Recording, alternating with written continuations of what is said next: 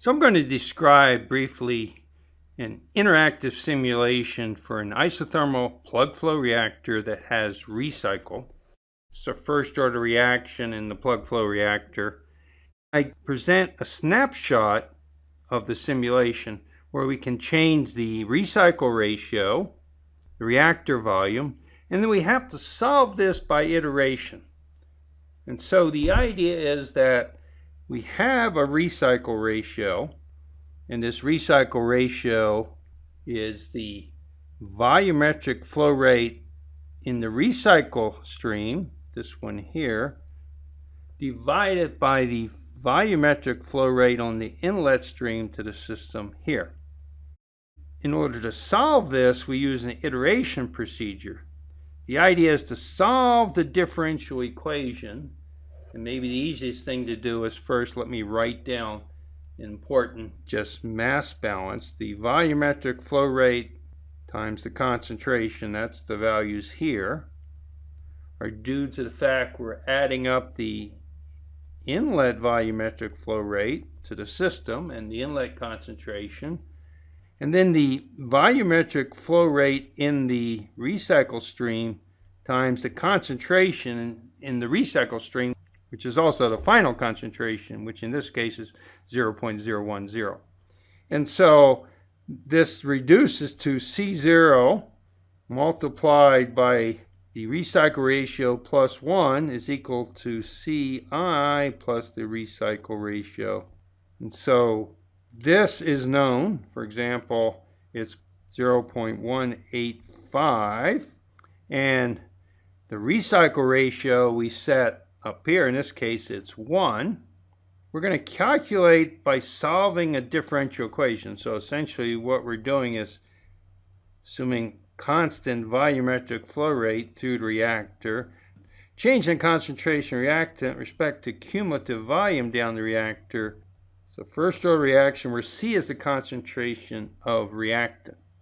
So the reason this is an iterative procedure, in order to solve the differential equation, we need this concentration because the initial condition is that C is equal to C0 at the inlet at V equals 0.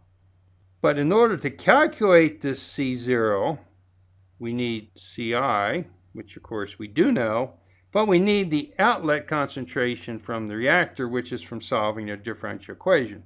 Well, for this simple case, we might be able to do it analytically, but if we think of a more general system, we're going to look at an iteration procedure. And so what we're going to do is say, let's guess this value, C0. And we're going to guess by moving the slider. Use that to solve now the differential equation to get CF, and then calculate CI. So essentially, the iteration procedure is to guess this value, solve the differential equation to get this value, and then calculate the CI. And that's what we've done, and we get this value, but not the right value. So what we do is now use the slider, and we move this slider until the CI matches up with the actual value for CI. So now let's go and look at the simulation to see the effect and how to do this interactive simulation, this, if you like, iterative procedure to solve the mass balance. So here's the simulation, and we've set a recycle ratio of 2, and we fixed the reactor volume, and we're plotting the concentration in the reactor. But notice we've guessed the value for C0 right here.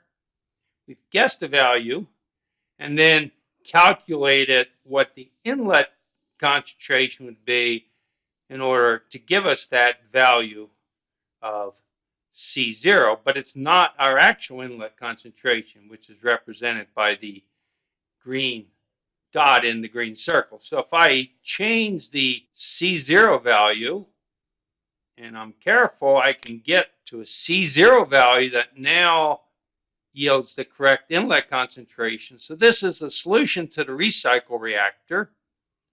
And of course, I can look at conditions where the recycle ratio increases quite a bit. And the thing you'll notice is I have to, of course, change my feed to the reactor. So the thing you'll notice is the concentration change from the inlet to the outlet of the reactor is really small.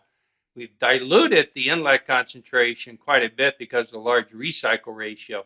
So this is behaving very much like a continuous stirred tank reactor. And you can look at the effect of volume and recycle ratio on the behavior of the system, where you're going to iterate to match up the arrow with the green dot to get the correct solution.